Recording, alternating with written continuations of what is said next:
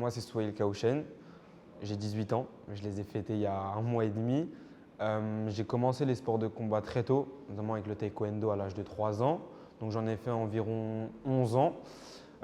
Après ça, j'ai basculé en boxe thaï. Donc j'ai remporté de nombreux titres, champion de France, double champion de France. Et il y a 2 ans, j'ai remporté les championnats du monde à Venise. Donc après ça, pour moi, j'avais plus vraiment de challenge. Donc il fallait que je trouve une nouvelle source de motivation. Et j'ai vu que le MMA, ça commençait à monter très fort en France. Donc j'ai décidé d'aller vers le MMA. Et aujourd'hui, ça fait 2 ans que j'en fais. À mon activité, j'ai 9 combats pour 9 victoires et 6 KO, ce qui est plutôt pas mal. C'est quoi tes qualités et tes points faibles? Le striking, je dirais mes points faibles sont le sol et la lutte. Mais bon, je m'entraîne quotidiennement, j'ai énormément progressé. J'ai des coachs vraiment de qualité et donc je progresse tous les jours. Ton prochain adversaire, lui aussi, est jeune. Il a 20 ans. Sauf que lui, il est en 24-4, donc il a un peu plus d'expérience que toi. Tu envisages ce combat comment? Je m'entraîne depuis que j'ai 3 ans. J'ai pas d'appréhension, j'ai pas de pression. Vraiment, je compte montrer mon talent à la France et aux yeux du monde. Et Oscar, c'est un combattant assez agressif. Il donne beaucoup dès le premier round. Maintenant, qui dit agressivité dit potentiellement ouverture et potentiellement il va être exposé. Donc ça va être l'occasion pour moi de soit finir le combat ou de trouver une belle ouverture pour pouvoir bien l'amocher. Tu es jeune, t'allies comment ta vie entre les études, le MMA? Pour moi, ça a été le point le plus difficile d'allier, concilier l'école, en sachant que là, cette année, je passe le bac et le sport à haut niveau. Vraiment, au début, j'arrivais pas à m'y retrouver, c'était compliqué. Mais maintenant, ça fait 3 ans que je suis au lycée. Donc, ça va, j'ai trouvé mon rythme, c'est rentré dans mon quotidien. Maintenant, toute ma vie, elle est très, très organisée. Vraiment, tout est bien organisé, que ce soit avec ma famille, mes proches, mes amis. Euh, Tout mon entourage sait que Souhait, il a ça à telle heure, mais juste après, il doit aller faire ça. Donc, vraiment, tout est bien structuré. Tu as des connexions avec Hatch, avec Saladin Parnasse. Tu peux un peu nous parler de ces connexions justement? C'est une chance de pouvoir, pour moi, s'entraîner avec le meilleur 66 en France. Vraiment, je le dis et je le répète, c'est vraiment une chance parce que quand je tourne avec lui, je vois où j'en suis et chaque jour, j'apprends. Vraiment, chaque jour, j'apprends. Et ça, j'aime beaucoup. Après, H, très bon, très bon, très bon head coach. Maintenant, j'ai eu la chance aussi de voyager, d'aller au Kazakhstan, tourner avec des très bons lutteurs de grands noms, aller dans la salle à Shafkat. J'ai pu aller à Miami, à la Kill Cliff, dans une des plus grosses salles du monde entier.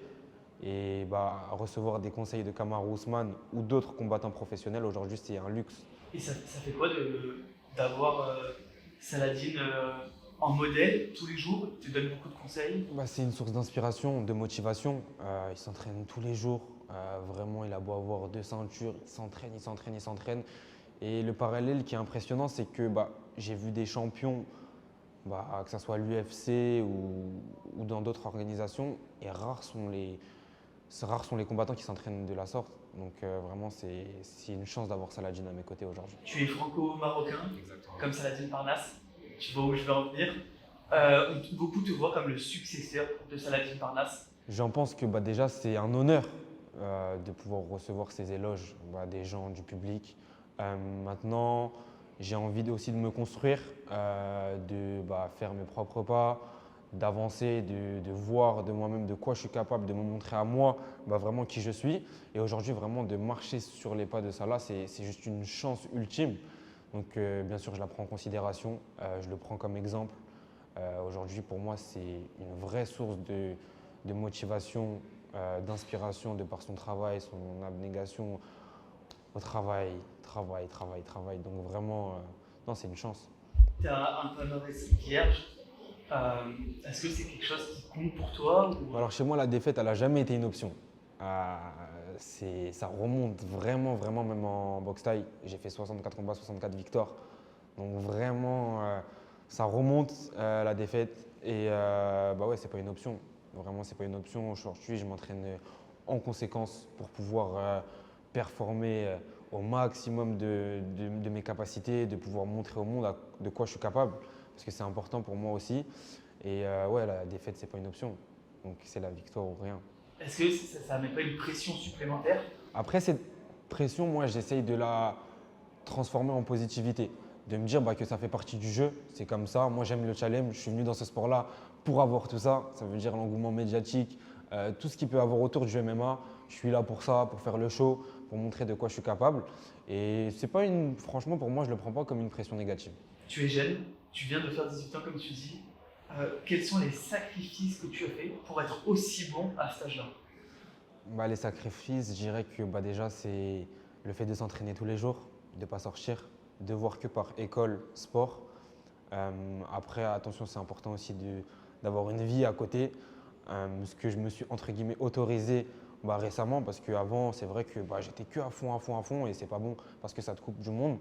Mais c'est vrai que tout ce qui est sorti tard le soir, anniversaire, etc., on loupe parce que soit on a entraînement, soit on a d'autres choses beaucoup plus importantes et il faut savoir faire passer ses priorités.